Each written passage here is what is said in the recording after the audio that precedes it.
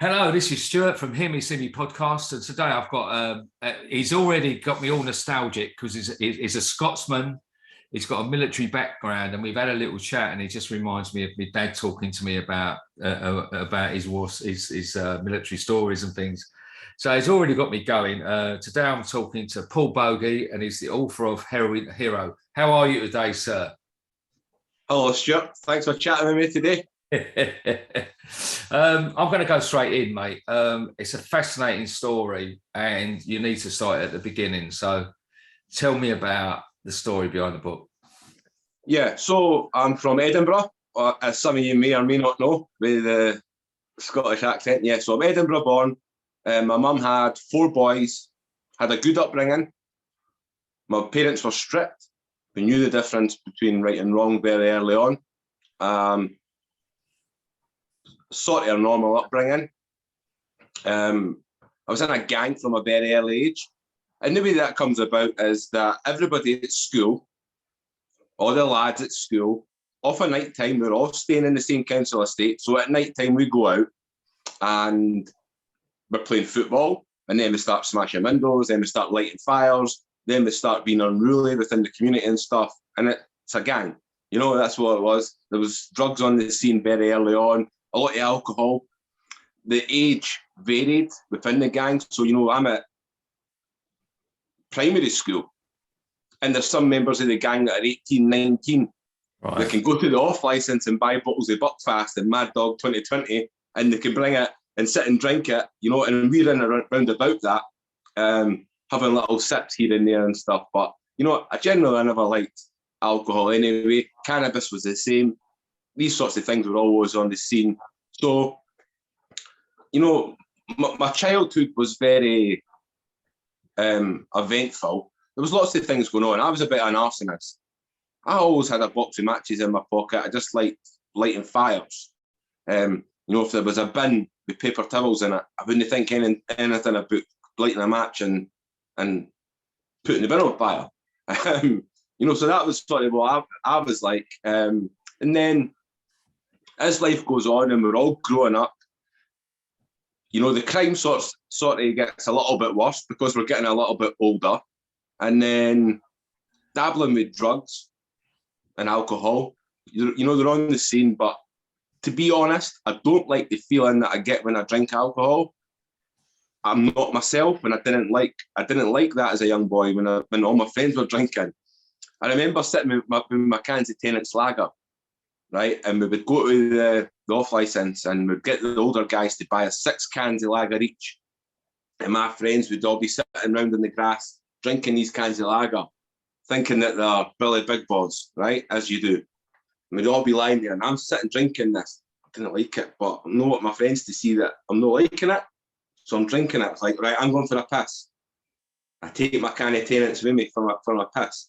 And I go away for a piss and I'm pouring the can of lager out as I'm doing a piss, right? And I'm going back and I say, I'll finish this one. I'm going to have another one, right? And I just didn't like the feeling, but I wanted to fit in. So I was always doing that. Same with cannabis. Very first time trying cannabis. I felt like I was getting that whitey. That's what we call it up north. I'm not sure what it is where you are, but it's like a whitey where you just go white as a sheet because. Right. You have a couple of puffs of this joint and something happens to your mind that you don't know, you can't explain it, you just feel different, a little bit like same as alcohol. It's a little bit, and I just didn't like it. So I never honestly thought I was going to come up against any problems with regards to drugs and stuff. At school, my mum and dad always said, you can leave school, but you go straight into a job, right? And you're going to be paying digs for day one. So I couldn't wait to leave school. Left school, got a full-time job. They hit 17, got my provisional and then got my license straight away. And I became a boy racer, driving around Edinburgh, nightclubs at 3 o'clock in the morning with my car, tunes blaring, peeping the horn at the girls and stuff as they come out the nightclubs and stuff. And that was my life and I loved it. So, that's what I was going to do. Just going to be involved with cars and that sort of lifestyle and that scene, if you like, because there was a bit of a scene back in the day in Edinburgh. And then I'm 18, and then heroin just flooded into the area, into the council estate. We knew about heroin, Stuart. Yeah. We'd known people that had died as a result of heroin. You know, some of my friends' big brothers and sisters and stuff, they had died as a result. So we knew the dangers of it. Our education as youngsters was a spoon, a needle, and a belt. Right. Maybe a ball of cotton wool. You know, visually posters and stuff, and what we were taught, that was what heroin was, and heroin kills. Right. So, you know, it's sound advice to get through the teachers, through the parents, and, you know, and anybody that's trying to educate. So that, in my mind, that was always what would kill me, would be, you know, that paraphernalia. That's heroin, and that's a no-no, and I know if I do that, it'll kill me. So when heroin came into the area, you know, I've got the car, I'm still a boy racer, of course, and all my friends start chasing the dragon. I didn't know what chasing the dragon was. Yeah. So I went down to the local beach where they were all sitting in the car, and I got my first flash of tinfoil. You know, and I was very uneducated. Like, I seen what they were doing. I knew some of them smoked cannabis, and it didn't look like they're smoking cannabis because there's this tinfoil, and they've got like a silver cigarette hanging out their mouth. And I was like, eventually one of my friends came out that car and came into my car, and I said, what are they doing? And said, chasing the dragon. And I was like, what? Chasing the what? Like, I couldn't, what's this chasing the dragon shite that you're talking about? And then he said, heroin. And I was like, no fucking way.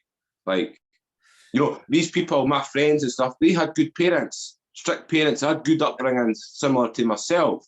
And I just couldn't sort of believe that they were doing it. But there was no needles, there was no spoons, there was no belts. So I thought, well, quite naively, I thought, well, it can't be that bad if they're doing it.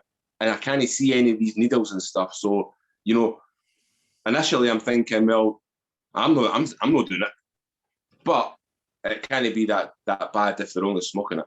So, you know, life goes on for a few weeks and stuff, and they're doing it all the time. They're doing it every day.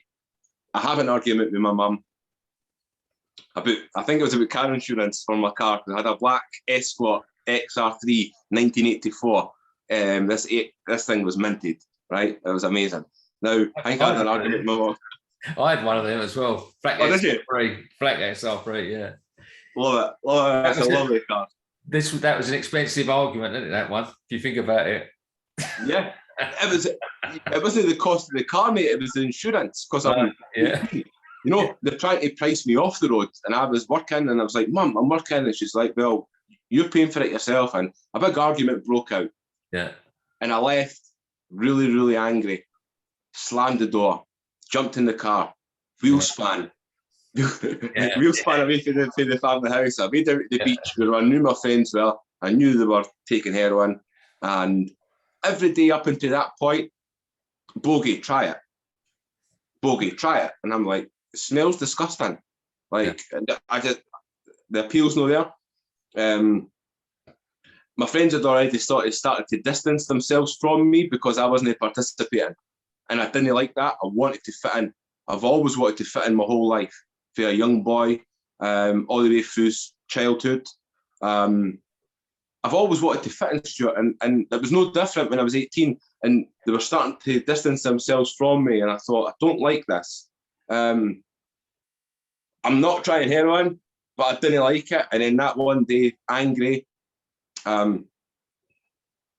knew they were going to offer me, because they'd offered me every other day. I go in the car, and it's like, Boggie, try it. Sorry, that's the postman. But I was like, what harm is it going to do? What harm can be done? So I said, pass me it. I said, what do I do? They said, right, this brown blob on the foil, I'm going to burn it, and all the smoke that comes off, you take the tube and you inhale it. Right, okay. So I'd done it. I white green, started sweating. It was horrible. Physically, it was just horrendous. I got out of the car and lay on the concrete. And an amazing thing happened. And that was that all these hang-ups that I've had about my life, my whole life, you know, as a kid, pissing myself, shitting myself, and people seen it and sort of bullying me as a result. All these traumatic things that had happened to me in my life. I was ugly. I believed I was ugly. You know, my friends had girlfriends and no girls ever looked at me. So I had this internal thing that I'm ugly, and that's my self-talk. I'm, you know, looking in the mirror, I've got big spots, buck teeth, my hair's horrible, everything, you know. And when I took heroin for the first time, all that went away. Yeah. That was amazing. And I remember physically, like, sweating profusely everywhere. I was sweating in places you shouldn't probably even sweat. Yeah.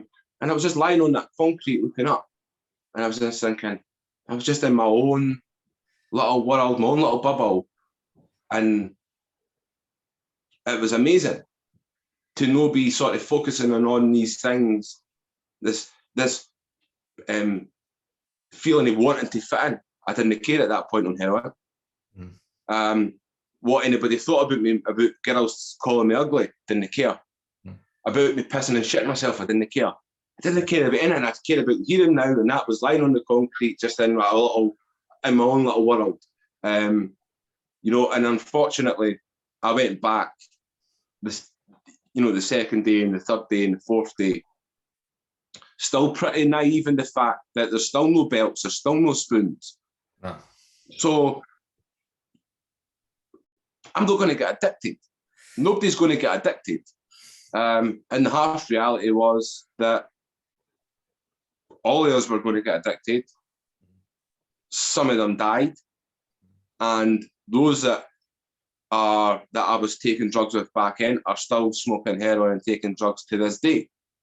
And I'm just one of the lucky ones. You know, my addiction lasted for 7 years. And it didn't just stop with heroin, as it really, for addicts, it really does. As a heroin addict, you know,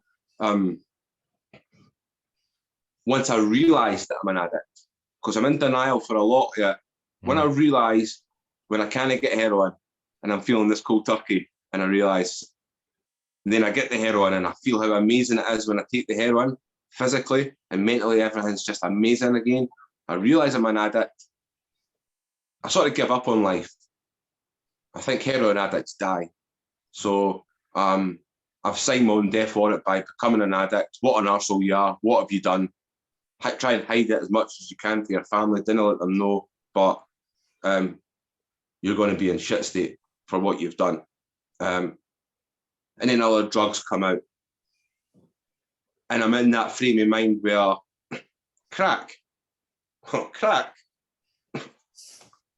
I'm already on heroin. Like, what difference is a wee bit of crack going to make? Magic mushrooms, oh, geez, some of them. Ecstasy, amphetamine, methadone, codeine, tramadols, gabapentin, drugs. What are these drugs? I didn't even care what the drugs are. Put a tablet in my hand back then and I would swallow it without even asking what it was. Because my friends were swallowing them, I would swallow them as well. And I'd sort of just given up on life. And then I was working for the first 2 years full time. Yeah. Taking my little bag of heroin in my sock with my tin foil and that in my sock and going out to the toilets and chasing the dragon and working, getting a wage, able to fund it. And then after I lost my job, I go back to the street every day and I have to start funding this addiction that I've got. And I have no way of doing it. My friends are out robbing and stealing. I didn't want to be that person. I was thrown a lifeline by someone that I went to school with. He came to my house with a 9-bar, big, huge block of cannabis, big, massive thing. Yeah. Said, I'll give you that. You sell it to all your pals and everybody in the neighbourhood. You give me this amount of money and the rest is yours. So for me back then, Stuart, it was like the lesser of many evils. That seeing what my friends were doing, and I didn't want to do that. And I thought everybody's smoking cannabis anyway. Yeah. I could be the supplier, and I could fund my heroin addiction, and I could have some cannabis for myself to smoke. And so it made sense to me. So I started selling cannabis, and that allowed me to be able to fund my heroin addiction and my Valium addiction, and everything sort of was funded through me selling cannabis. Mental health started to deteriorate quite rapidly. I didn't know what depression was. I knew that I was crying every day, and I couldn't explain why I was crying. I know now that a lot of it was shame and guilt on my amazing family, and what I'd done to them. Not so much even what I'd done to myself, it was what I'd done to them, and the stigma in the neighbourhood. You know, it's a close-knit community. Paul's a smackhead now. Oh, what about Paul? He's a smackhead now. And word was starting to get out, and it destroyed me. And I relapsed 13 times. Yeah. And these times that I'm relapsing, I'm sitting talking to my mum, begging her for £20 and saying, "Mum, I promise I'll stop. This will be the last time. Give me £20 and I'll stop." And my mum would give me the £20. I'd go away and get the heroin. I'd come back to the family home. I'd go in my room, lock the door, take the heroin. And then the following day, I'd go back and ask my mum. And she'd be like, "Are you kidding? You're not getting any more money out of me." So then I'd go to my aunties, go to my neighbours. I'd go and beg for anybody, you know, can I get £5, £2, anything? Can I get, you know, and I'd scramble this money. Excuse me.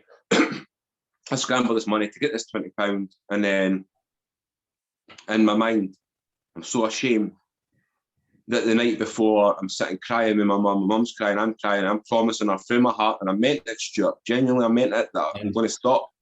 Mm. And for some reason, I had this inability to be able to stop taking that drug. And that destroyed me. Mm. And I knew heroin's my friend. Yeah. Heroin takes away my pain. Yeah. Heroin takes away this feeling of shame and guilt. So all I need to do is get this £20, go and get your heroin, and then you're not going to care what happened the night before about your mum. You know that, so hurry up and get the heroin. So I would go and get the heroin, and I take it, and right enough, it's bliss for a little while. I'm not bothered about what my family think. I'm not bothered about what anybody thinks about me. I'm in this little bubble again. And each time I get deeper and deeper in, because I'm continuing to promise to stop, and I'm not able to do it. I was thrown another lifeline by a homeless charity in Edinburgh called Sirenians.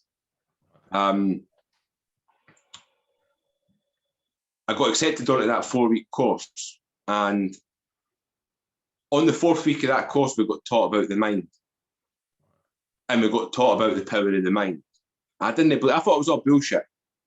This American psychologist called Lou Tice, you know, from California, I think he's from, sitting telling me about the power of the mind. Everything's a choice, you know, all about self-talk. The way we think about ourselves internally is what matters. And if we allow this negative energy in, and shut up, like, really? Like, you're telling me that it's my choice, that I'm a heroin addict and I can stop it? I was like, and I used to sit joking and laughing and mocking the guy as he's telling me this. You know, I'd been in dark places where I'd been suicidal, yeah. And it was only by sheer luck that I'm still alive. Genuinely, I was cutting my arms, and that was a cry for help. Yeah. Then I had this great idea that if I committed suicide, all the pain would go away. Everything would go away, and that was an amazing thing. Yeah. I remember feeling the excitement when I realised that I'm not crying for help, cutting my arms anymore. I'm actually going to take a shitload of drugs, because that's the best way for me to go, because I'm just a scumbag drug addict. So yeah. fill up the bowl with tablets and swallow them all and be done with it, and then you'll not have to put up with any of this shit life. And that was, I remember thinking, oh, this is exciting, like, this pain's going to be over soon. So I'd really hit the bottom of the barrel, if you like really struggled with life. And then I'm sitting with this American psychologist, and he's telling me that it's a choice and everything's this and everything's that.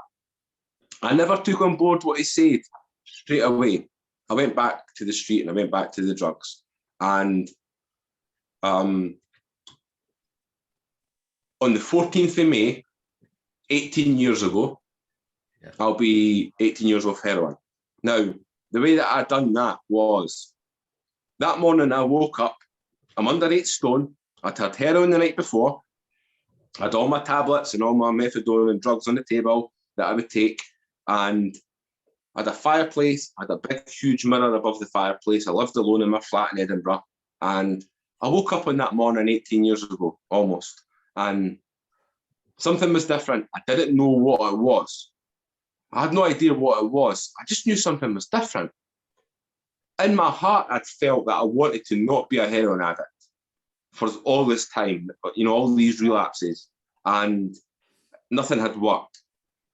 This Lou Tice character was telling me about the mind, how influential the mind can be for a human, and you know, and it's a choice, and it's no bullshit. It's a choice, and subconscious mind, creative subconscious mind, conscious mind, how it all works. And I'm sitting, no thinking that I'm learning about this, but the seeds were planted. Yeah. I must have been learning it without realising I was learning it. Even when I'm laughing at them, I'm learning about it. So I think something's different, and I know that there wasn't going to be any time taken to answer the question that I had to ask myself in my own head, right? I woke up to this fireplace. I put my nose on the mirror. I looked straight in my eyes in the mirror. Don't fucking ask for heroin ever again, because you're never getting it. And I said it out loud, and I said it even more aggressive than I said it there. Don't fucking ask. And I'm staring at my eyes in the mirror. No danger. No danger. Biggest fucking goosebumps all over my body, mate. I swear. They were huge. I had them on my fucking feet. I didn't even know you could get goosebumps on your feet, right? I had these skimpy wee boxer shorts on because I'm under 8 stone. I'm all skin and bone. And I remember standing in the mirror. He was right. This crazy psychologist guy, he was right. I've just asked myself what I want, and I answered instant. I didn't want to be a heroin addict. And that was it.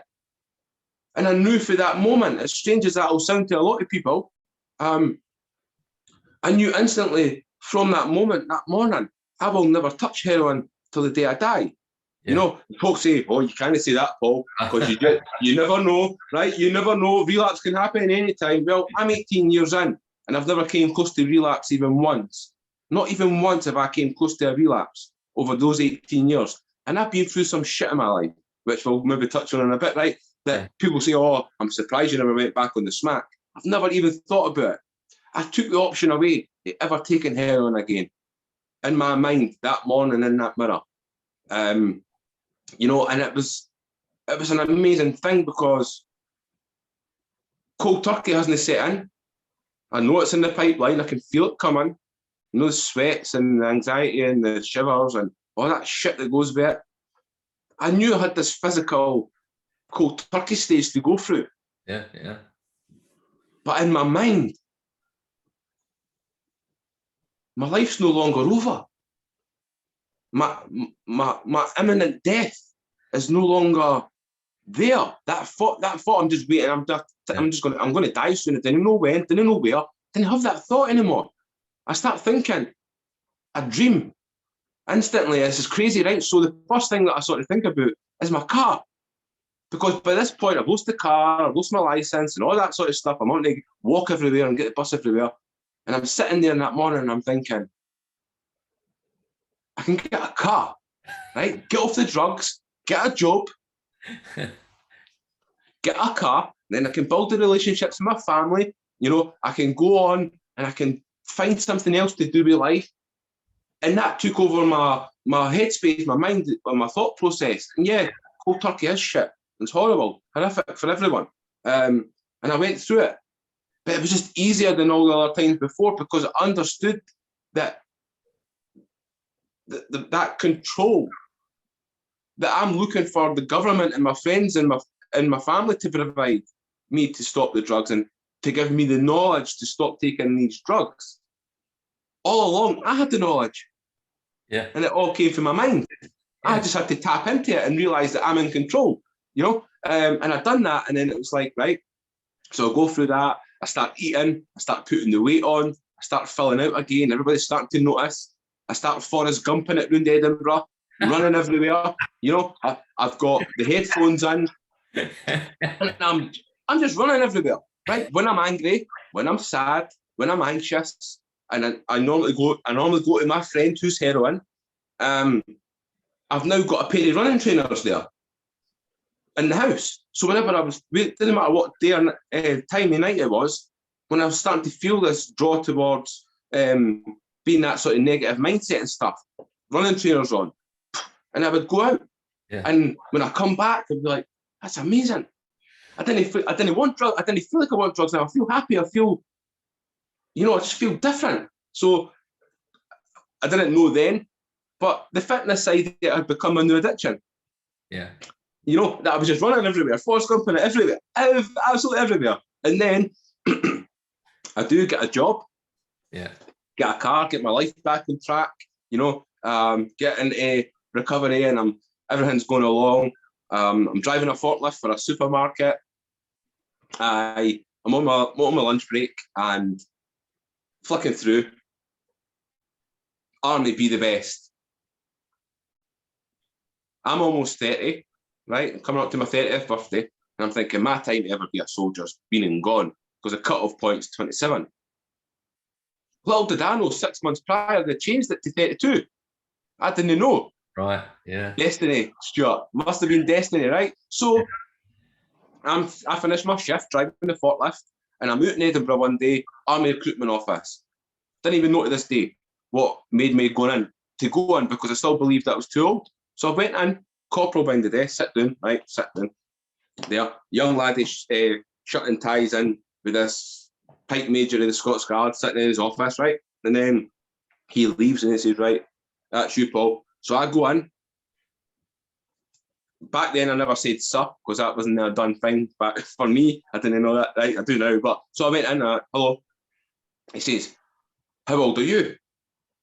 And I said, nearly 30. He said, are you fit? I said, yeah. I says, I do the boxing, I lift weights, and I run round Edinburgh 5-6 times a week. Keep it up. I'll get you Scots Guards. Here's some pamphlets. Show me these pamphlets of these toy soldiers, right? Toy soldier on the front. That's what they're going on the day. Stand outside Buckingham Palace. That's all the day. And I was like, oh, that would be a change in life because I was looking for someone was missing, Stuart. Yeah. I was recovering, sorry. And, I'm working again in my life and I'm thinking, I didn't want to be working in a supermarket for the rest of my life. I want to do something, something positive. And I thought, that's a way to prove to myself and everybody else that doubted me in life that I've changed. I'm going to try it. So I took the pamphlets and I ran all the way home. I go on Google and I put in Scots Guards into YouTube, and right enough, there's the guys outside Buckingham Palace marching with their bearskins and their tunics and stuff. And I'm thinking, what, that could be me? Really? Excuse me. My mindset back then is very much like it is now. I can achieve anything that I want.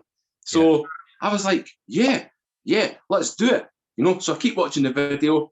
Then the next thing, Afghanistan. Rounds coming over the guy's heads and they're ducking and stuff and they're firing. And I'm like, what? Is this another video? Is this a different regiment? Or I didn't really know anything about military side of things. And I'm thinking, and Scots Guards, they're on the front line. And the toy soldier stuff. I was like, oh, wait a minute, it's getting real now. Right. You need to really think about this, right? And I was like, I sat and thinking about it. That's scary. Like, imagine going over there. Imagine them handing me a loaded rifle and sending me over there. And it was like, do you know what? I'm going to do it.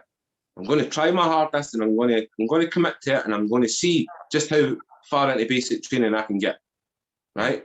I doubted myself even fitness-wise, because I thought all these 18-year-old whippersnappers will run rings around me, and turned out by the time that I got to day one basic training, I was one of the fittest guys there. Out of 50 guys, young men, I came third in the first fitness test that we done, the 1.5 mile run. Like, well, this is great. Like, I'm in the top 3. Look at all the rest of them; they're all blown at their hoops. Yeah. Like, they can't even stand up. They're all spewing their rings. They're all spewing in that. And it was me. Like, I was like, right. And I got a lot of respect for the officers and the sergeant majors and the sergeants and stuff because of that. And they all knew about my heroin past. Right. So they were sort of all fascinated about my drug life and how, here's this old granddad, ex-smackhead for the East Coast coming to try and join one of the finest regiments in the world, the Scots Guards. And they found it quite funny, right? And it's fine. It's like, you can laugh away, right? It's fine. Like, I find it amusing. Don't worry, I find it amusing as well. I'm going to prove you all wrong. So I had that mindset. I'm going to prove everybody wrong, and I'll do the basic training for 7 months. I pass out. And then all the family doing in Catterick. I get sent to London for 9 months. Windsor Castle, Buckingham Palace, St James's Palace, Tower of London. I'd done the keys. Who goes there? The keys. Whose keys? Queen Elizabeth's keys. Right? I'd done that. I was that guy, that Scottish guy doing their bellowing that out with all the cameras and that. Right? So it was just an amazing time in my life. And I totally changed for this person who had given up, was on the drugs, mental health was on its knees and didn't want to be here anymore, to then being down there with my tunic and my bearskin and my rifle, and I'd been a trained soldier, and it was like, right. So I got sent back to Catterick. I started my pre-deployment training to go on my first tour of Afghanistan. The date comes in, we start all the training. I'm going home from Catterick to Edinburgh every weekend, having a few pints with my friends and stuff. This new guy, that's reinvented himself.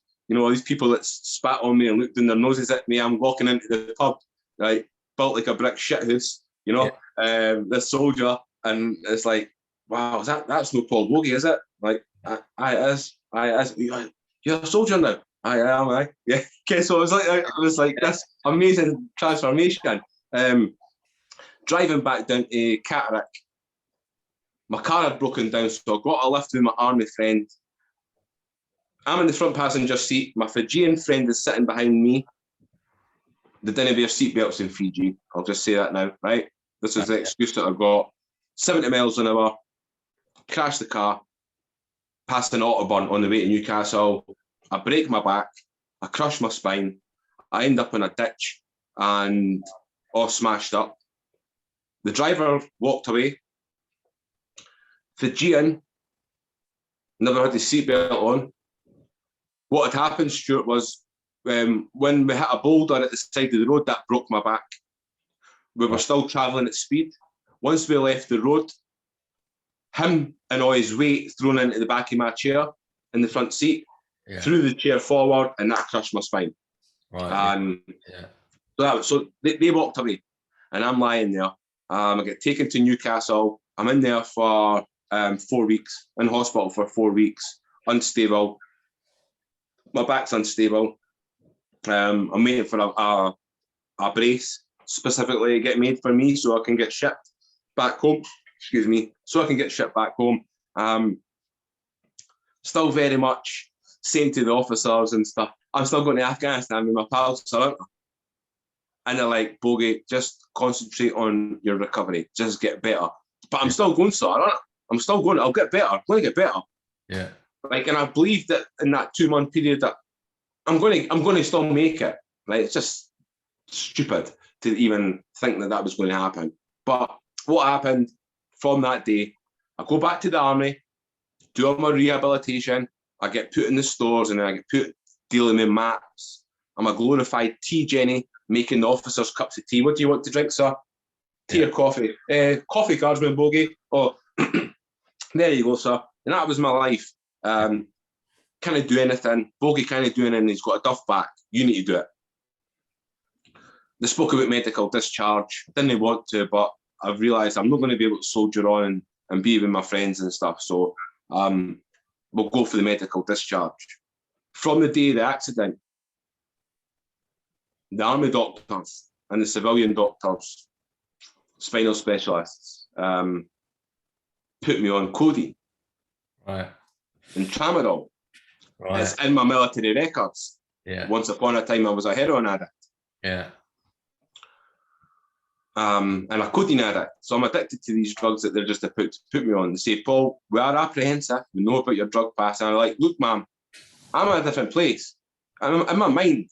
I'm still a soldier. I'm still having to shave every morning, put an army uniform on, put my Scots Guards beret, look at myself in the mirror, even with my back the way it is. I'm at a different place. I'll be fine. And that was fine for so long. But then when I got medically discharged in 2015 and sent back to Edinburgh into this little prison or flat that I used to take heroin in, and I'm left with these drugs, albeit from the doctor. Yeah. My ability to self-talk in a positive way starts to dwindle, and I become bitter, and I become twisted, become jealous. Yeah. I become sort of just withdrawn again. And I know if you take 8 codeine and 4 tramadol all in one go, I know what happens. None of this shit about why the fuck is my military career over and they've walked away. They're in Africa getting pictures taken with elephants and cheetahs and getting promoted. It's meant to be me getting promoted. Why? And this is a constant battle in my head I was having every day. Why has it happened to me? Is it because I used to be a heroin addict? I'm being punished. Right, well, I fucking had enough of this. Give me these tablets. Yeah. So I'd sit and pop these tablets, swallow them all in one go. 20 minutes later, I'm sitting in my chair, wasted, in my wee bubble again. Yeah. Start smoking cannabis again, and physically, everything starts to take its toll again. I'm starting to look a bit grey again, losing weight, look a little bit gaunt. My moods are all over the place. I'm sort of struggling a little bit in life and trying to make sense of who I am and what am I supposed to be doing then, because I changed my life and I'd seen a future in the army and I loved it, and it's been taken away. So, just that whole negative aspect. I moved from Edinburgh to Fife a few years ago, and with my wife and my stepdaughter. So we moved to Fife. My wife comes in, very beginning of lockdown. She says, Paul, you're going to be locked up for a couple of weeks because there's this virus is kicking around, this coronavirus. And I'm like, what? Like 2 weeks? I says, do you know what? I could maybe write this book that's been in the making for so long. The way the book came around, Stuart, was a drug counsellor back early on said, write down how you feel. Yeah, yeah. See if it helps. Yeah. Burn the paper if you want. Yeah. I kept the bits of paper. I kept everything that I'd written. And then in the army, when I was in the army, telling all the guys, 40, 50 guys, like, tell us about being on the smack, Bogey. I'd be like, right, well, this is it. They'll come over and say, Bogey, you should write a book about your life, mate. You should write right. So I was like, funny you should say that. I've sort of done bits of writing. So I've done some writing whilst I was in the army. Yeah. Adventure training in Canada and going skiing to France and stuff. So I was doing little bits of writing to have this book. And I thought, title, when I go to Afghanistan and I come back, Heroin to Hero, that'll be a good title for the book. So that was my thought process. Obviously, the accident, medical discharge, my mindset. Can it be that? Can it be Heroin to Hero? There can't be a book, right? Because I've not done the things that I wanted to do. So there's not going to be a book. So beginning of lockdown, the wife comes in and says, right, you're going to be there for 2 weeks. And I was thinking, right, might as well, you know, if I'm going to be locked up. So I got all the paperwork out. I sat for 3 days, 3 nights, in that chair over there. There and it I wrote is. this amazing book, right? There it Now, is. I'm going to explain to you why I kept the title. Yeah. Because it is important for people to understand, because they see the word hero. I don't think of myself as a hero. I don't think I ever will. That title came to me whilst I was in the army. And, you know, when I'm writing the book, I'm on all these tablets. I'm sitting smoking cannabis. I'm wallowing in self-pity. Very negative mindset. I'm sitting writing this, and I'm sitting talking about my time on heroin and this course. And as I'm writing about the mind, I'm reliving everything as I'm writing it. I'm crying a lot, right, about things that happened and stuff, right? So I'm sitting writing it. Excuse me, and I'm writing this book and stuff, and it's like reliving. And I'm getting to that moment in the mirror when I'm writing it, and I'm reliving that feeling. And I get goosebumps again as I'm writing the book. And I'm thinking to myself, wait a fucking minute. Wait a minute. What the fuck are you playing at? How bitter are you now? You know, my self-talk, I'm talking to myself in my own head here. How fucking bitter are you? Like, right. You know, what's happened. Are you going to live the rest of your life being fucking miserable and hating everybody? Right? Because of what's happened to you. Is that what you're going to do? Because that's bullshit, and that's not happening. You're changing it. So straight for that moment, writing this book, I was like, right. I've got a crushed spine, so I didn't know if I'm going to be able to come off the drugs, off the prescription drugs. I didn't know. Never told anyone. Finished the book. Uploaded it. I was sitting listening to Tom Walker. I'd never heard the guy singing before. I thought, he's got a nice voice, so I'm listening to him. Leave a Light On comes on. That song, Leave a Light On by Tom Walker, right? So I'm sitting listening to it on repeat. I'm thinking, right, what am I going to do? What am I going to do in my life? Right? I hold the power, I've got the choice. What do you want to do? So I was sitting listening to that song, and I was like, do you know what? I'm going to leave a light on. That's first and foremost. I'm going to leave my light on. For all these people out there that think because they're an addict that their life is over, like what I done. I'm going to prove to all these people that there is life after addiction. That's what I'm going to do. Right? That's going to be right. I'm going to give every single penny of this book. That's what I'm going to do. And as soon as I thought about it, it made sense. It felt right as soon as I had that thought. Aye, that's what I do. So not only is the book going to help addicts all across the world, every single copy of the book that you made, that gets sold, if you give all the money to help these homeless people in Scotland, you know, and that was where it all started for. I'm at 12 grand so far, all on my own. You know, I've not got a publisher. I didn't have a marketing team and stuff. Just me on Facebook trying to sell my book. So 12 grand so far. It is amazing, but I've got big plans, which I'm sure you'll not be surprised. Right, I've got huge plans. So, you know, in a nutshell, that is. I don't know how long we've been on, but that's Paul Boggie, and that's what I'm about. You know, I'm visiting schools and prisons, and I done a live video last night, Stuart, to explain to people about Paul Boggie and where Heroin to Hero came from. Yeah. What I hope people take from it, which there is life after addiction. We can recover. Change is possible. Yeah. You know, and on a personal level, what it means to me, it gave me the ability.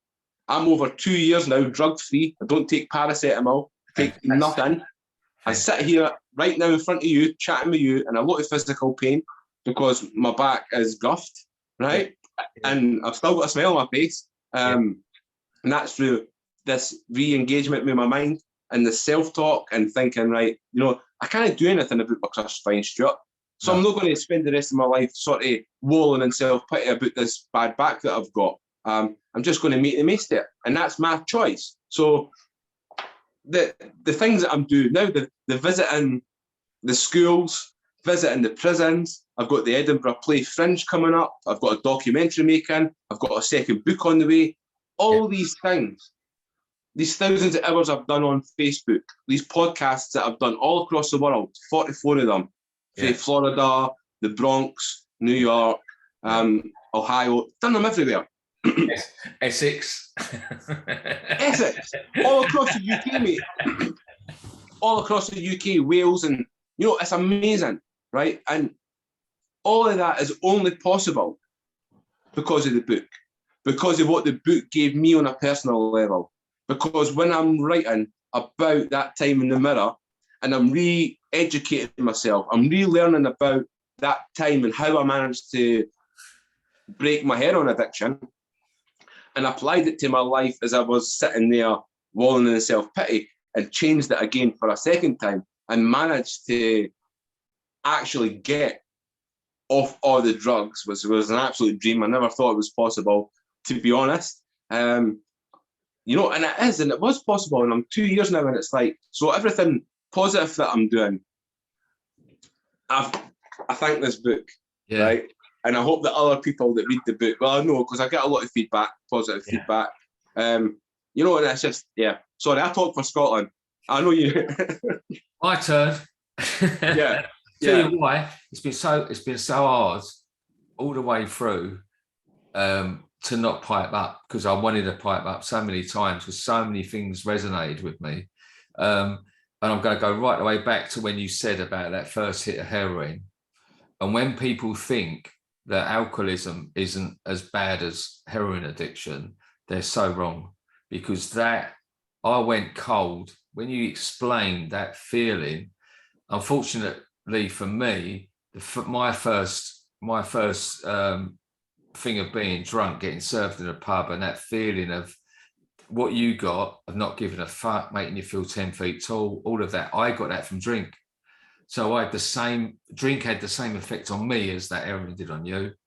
I would have thought at certain times in my life that I was okay because at least I didn't take heroin, right? That old stuff. But the reality is that when I was out of my nut on drink, if I was out of my nut on cocaine, if someone had offered me to chase the dragon, I would have done it. If there was times when I've done things that I really regret that I would never do sober. So there's, that would be one of them. There's no way it wouldn't have happened if it hadn't have happened. And the thing is, that title, Paul, that title couldn't be more appropriate, because us in the know that I know you say you're not a hero. I know I'm a hero. I know you're a hero, because it takes a hero to change that much and to stay changed. We can't say it about ourselves, but I just know I've done it, so I must be. You've done it, so you must be, because I know when I see it and when I listen to your story, I know what hero that is. Because not only did you overcome that, the hard thing is to overcome the first time, that's a heroic story. But to then have that setback, and then overcome that, people often, if you're not a hero, you're not going to get over that second setback. It's going to take you back and you're going to stay there. It takes a hero's mentality and heart to then do that again, and we're never at our worst until something's been taken away. I've worked with, Anthony Agogo, the boxer, was a great example, that is how low he felt. And I really admire him so much. And he's gone into wrestling now, he had to, but he had that time straight after when I was speaking to him, that you lose your identity. You're not what you are anymore. You'd become that soldier, and you wasn't a soldier anymore, and that's a massive thing to overcome. So I sincerely hope that everyone buys the book. I'm buying it as soon as I get online. Everyone needs to buy it.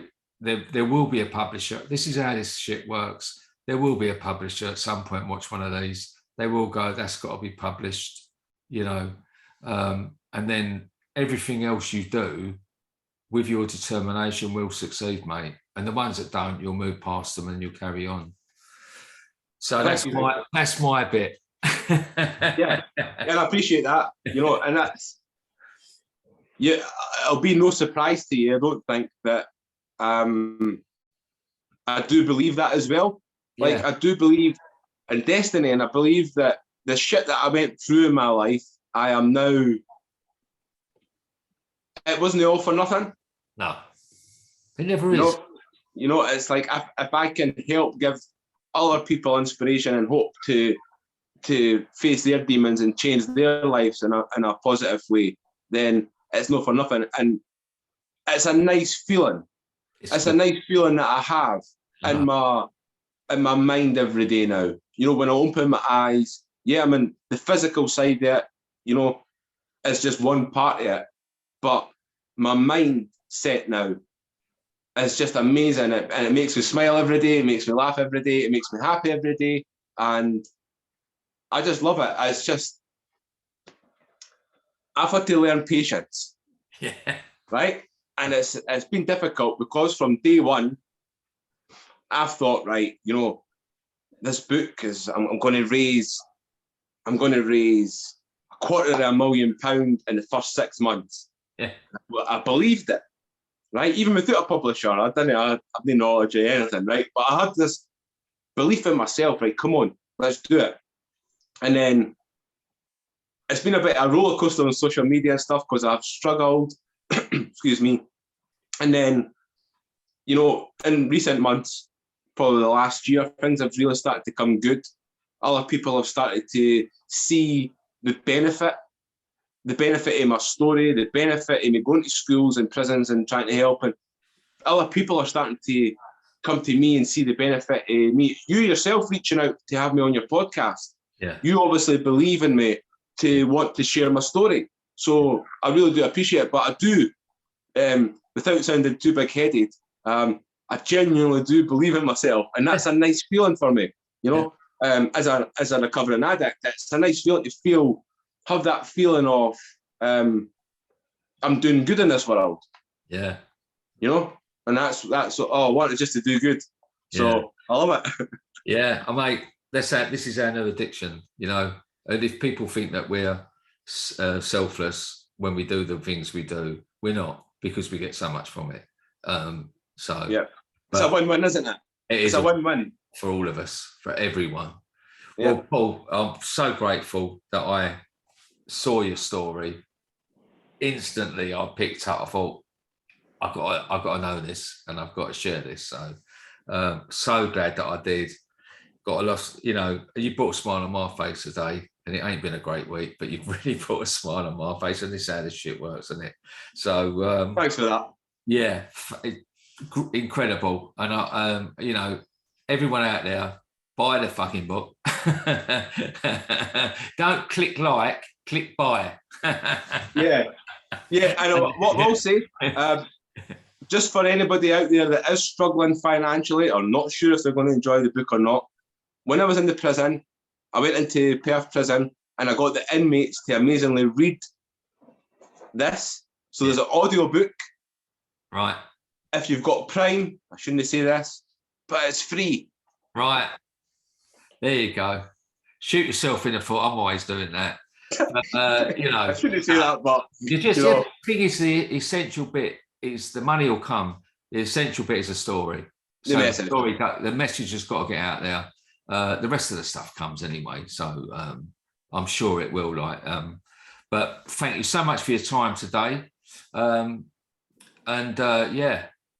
We really will keep in touch. I know that. And we're definitely face to face at some point. Yeah, well, if you're ever up in Scotland and you've got to come up to Edinburgh, and I will say as well, we're planning on putting the play on down in London. Right. So I know that'll be closer to you than what Edinburgh is. Yeah. So definitely. Who knows? Are there any theatres in Essex? Yeah. Well, you just never know, Stuart. You know, I could be in a theatre close to you one day soon. So I'll be in the front row. Yeah. Thanks, Paul. See you again. Thank you. Cheers. Perfect.